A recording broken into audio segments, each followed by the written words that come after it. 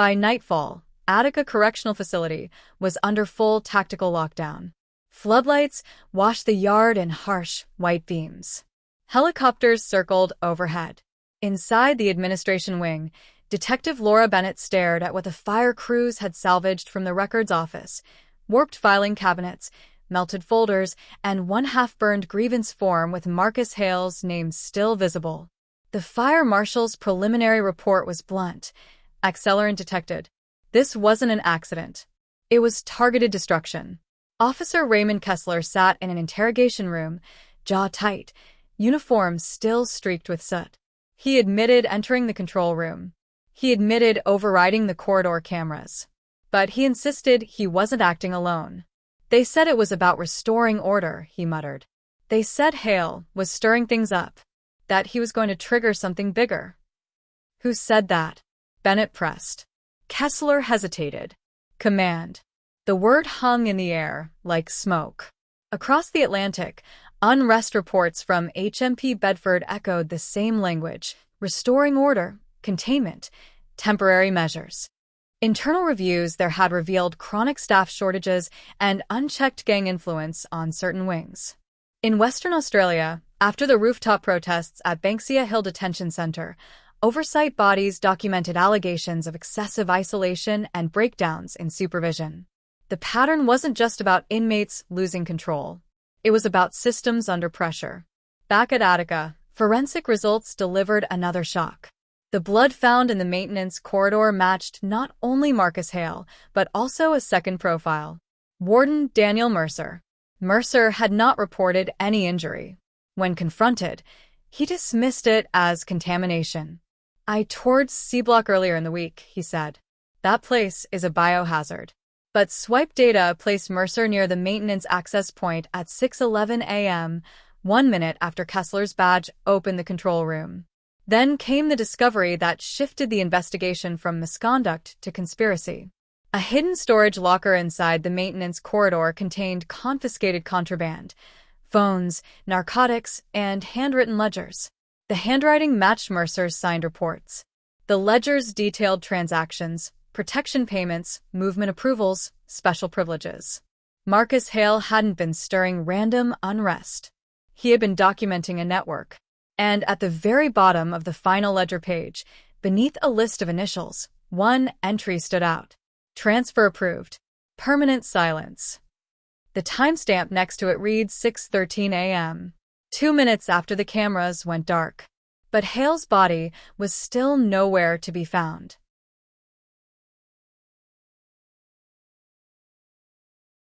When the doors slammed shut, the brutal truth about modern prisons. Before we begin, like the video, subscribe, and tell me in the comments what you think really happened here, because once those steel doors slammed shut, the truth doesn't just hide, it bleeds. The first call came in just after dawn. Smoke was rising over the walls of Attica Correctional Facility, a maximum security fortress in upstate New York. Sirens echoed across the empty farmland. Inside the prison yard, shattered glass glittered across the concrete like ice. A corrections officer lay unconscious near the mess hall entrance. Inmates were screaming from the upper tiers. Someone had set fire to a storage unit. Within minutes, state police sealed off the perimeter. But this wasn't an isolated explosion of rage. Across the Atlantic, tension was also boiling at HMP Bedford. Inspectors had warned of dangerously deteriorating conditions. Cells built for one man now held two. Broken sanitation. Locked doors for 23 hours a day. Officers stretched thin. Inside, rival groups were carving up territory on the wings. And in Western Australia, inside Banksia Hill Detention Centre, youth detainees had climbed onto rooftops during a night of chaos. Video footage later showed fires burning inside units meant for rehabilitation, not war zones. 3 institutions. 3 countries. 1 pattern. Back at Attica, Warden Daniel Mercer stood in the command center staring at surveillance feeds. Years in corrections had taught him to read silence. And this silence, the sudden drop in radio chatter from C Block, felt wrong. Then the emergency lights flickered. Power loss.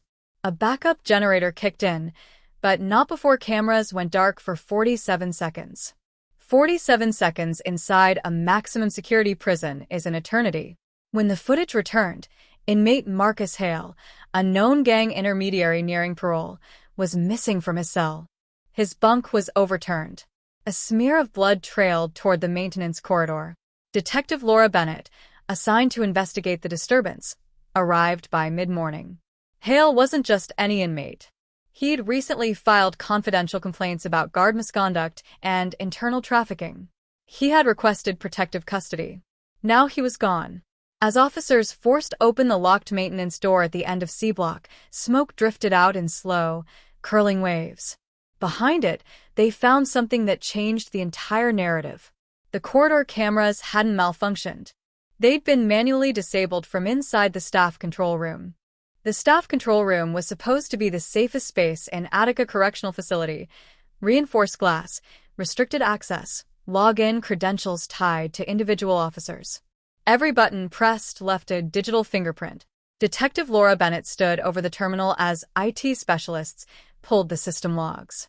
One username blinked on the screen: Officer Raymond Kessler. Kessler was a 15-year veteran.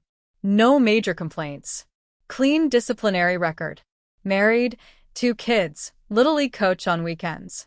The kind of officer supervisors trusted with overtime during lockdowns. But at 6:12 a.m., just 3 minutes before the power failure, Kessler's credentials had been used to disable Corridor C cameras manually. He claimed he was on the opposite side of the prison responding to a noise complaint. Security footage from that wing placed him there, but the timestamp was off by exactly 4 minutes. 4 minutes inside a prison already on edge. Meanwhile, officers conducting a sweep of the maintenance corridor found more blood. Not enough for a body, but enough to confirm serious injury. A torn piece of uniform fabric lay near a drainage grate. Forensics later confirmed it wasn't inmate-issued clothing. It belonged to a corrections officer. News of the unrest spread quickly, echoing similar crises overseas. At HMP Bedford, inspectors had recently documented gang-controlled wings and staff shortages so severe that emergency response times doubled. Across the globe at Banksia Hill Detention Centre, youth detainees had alleged mistreatment and prolonged isolation, fueling rooftop protests that spiraled into destruction. Different countries, different systems, the same fractures. Back at Attica, inmate interviews painted a chilling picture. Marcus Hale had been talking, not to other prisoners, to investigators. Rumors spread that he was cooperating in a probe involving contraband smuggling and abuse of force. Someone inside had motive to silence him. By late afternoon, Kessler's alibi began to unravel. Swipe card data showed his badge accessed the control room at 6:10 a.m. Despite his insistence, he never entered it. When confronted, he went pale but didn't deny the entry. "I was told to check something," he said. "Orders from above." Above who? Before Bennett could press further, a second emergency call erupted over the radio. A fire had broken out in the records office, the very room storing recent inmate grievance files, including Hale's complaint. Flames tore through shelves of documents, triggering another facility-wide lockdown. And as smoke filled the hallway, one officer whispered words that tightened Bennett's chest. The records room door, it was locked from the outside. At 3:17 a.m., a maintenance supervisor reviewing blueprints made a call that froze the command center. There was an old drainage channel running beneath C Block at Attica Correctional Facility, sealed off years ago after flooding issues. It connected directly to the maintenance corridor. Tactical units pried open the rusted access hatch. The smell hit first. Marcus Hale was found inside the narrow concrete passage, alive but barely conscious. Bound. Beaten. Left in darkness, where the generator hum masked any sound. He had survived by pressing his face against a thin air gap near a cracked pipe. When paramedics pulled him out, he whispered 2 words before losing consciousness. Top floor. Detective Laura Bennett didn't waste time. The top floor wasn't a location inmates used. It referred to executive offices, administrative command. Warden Daniel Mercer's office sat at the highest point in the facility. A search warrant was executed before sunrise. Inside Mercer's private filing cabinet, Investigators found encrypted flash drives and off-ledger financial records linking outside vendors to inflated contracts. Money was being siphoned. Inmates who resisted certain arrangements were disciplined, transferred, or silenced. Hale had discovered the scheme while working kitchen inventory, numbers that didn't add up. The unrest? The fires? The camera blackout? Diversions. Kessler had disabled the cameras under direct instruction. The records room was burned to erase grievance evidence. Hale was meant to disappear into the chaos, another statistic blamed on inmate violence. But Hale survived. Mercer was arrested before noon, escorted past the same steel gates he once controlled. Kessler, facing charges, agreed to cooperate. Federal investigators launched a broader review into procurement and oversight failures. The fallout rippled internationally. Reports from HMP Bedford and Banksia Hill Detention Centre resurfaced under renewed scrutiny. Independent panels examined systemic weaknesses, overcrowding, isolation practices, fractured accountability. Different countries. Same warning. When systems rot from the top, the pressure builds at the bottom. Marcus Hale survived long enough to testify. His parole hearing was delayed, but his statements triggered reforms that reached beyond Attica's walls. Yet one detail still unsettles Detective Bennett. The ledger entry, permanent silence, wasn't the last line on the page. Beneath it, written in different ink, were 3 words: others still inside. The investigation remains open.